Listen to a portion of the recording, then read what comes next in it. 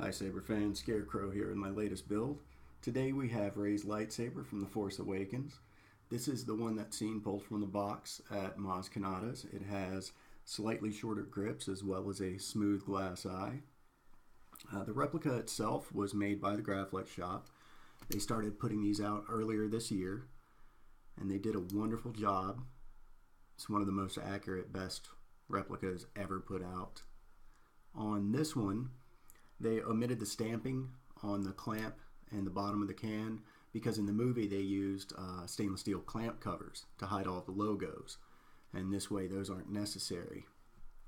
But it, like I said, extremely detailed replica, smooth glass eye, Solo's whole blade holder, which has a lip right here to match the original blade socket.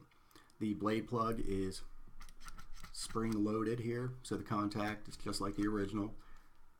You also have the tabs here.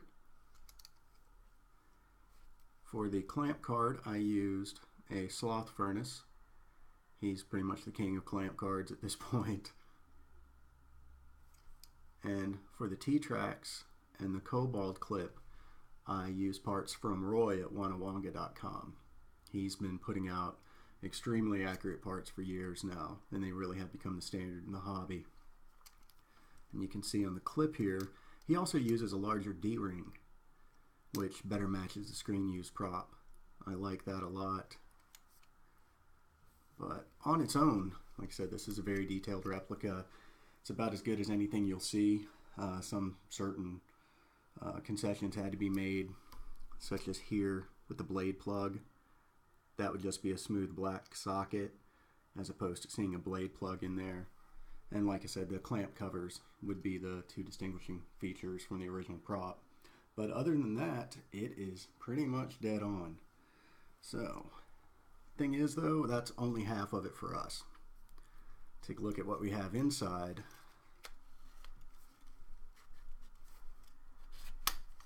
Have to be careful with this, so you don't want to scratch anything.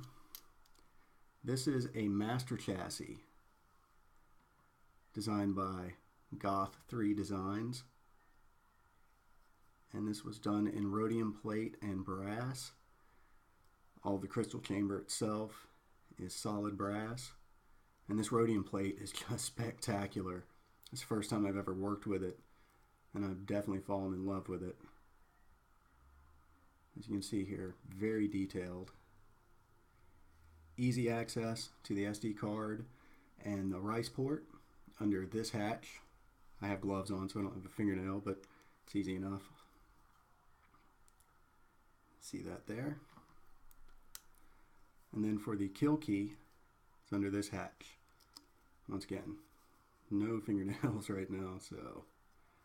That lightsaber was Luke's and his father's before him, and now it calls to you. And that's Lord Blako's Episode 7 Graflex font, which has some great boot sounds from the movie. You can see when you turn it on, it has a 3mm flat wide angle LED, so they'll let you know that the power's on. For the speaker on this one, I used an Adrian Tan, Saber Essential, same company, 28mm bass speaker. But I would have to say these are much more full range than just bass. They have a wonderful sound to them. In fact, I had to turn this one down because it was too loud. I currently have the volume set on 3. But you'll see in this, we have two crystals in the chamber. We have a primary and a focusing. The primary pulses on idle, and you actually have full control. You can do anything you like with it. The other crystal is wired to mimic the blade, so it only activates when the blade is on. And for the soundboard in this, we have a Crystal Focus version 8. And I put 2 sound fonts on these. I used to load them up with a dozen, but I hate cycling through all those. So this does have the Episode 7 and Gray Meat sound fonts on it. But let's go ahead and get this turned on for you. And like the movie, the activation, the red button. As you can see here, both crystals light up when it's on.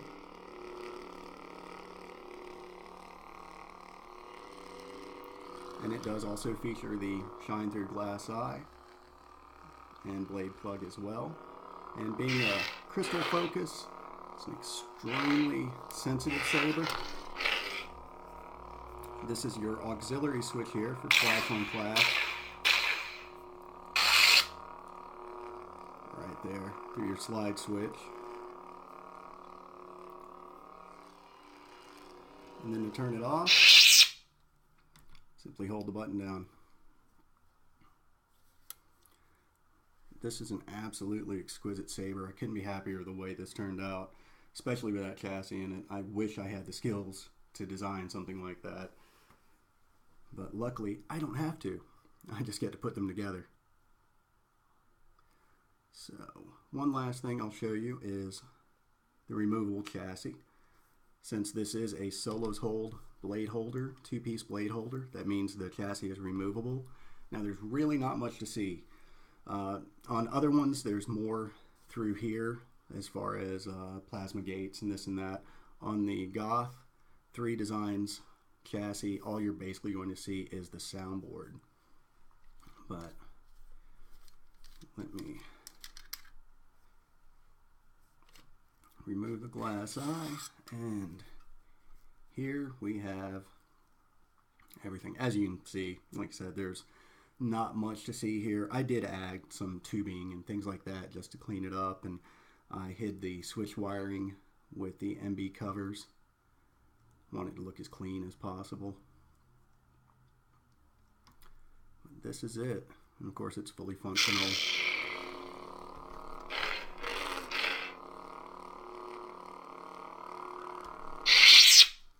And very, very loud. So there you have it. The Graflex Shopper Replica with the Goth 3D master chassis in rhodium and brass. And like I said, I couldn't be happier with the way this thing turned out. It really is a beautiful saber. So thank you so much for watching, and we will see you next time.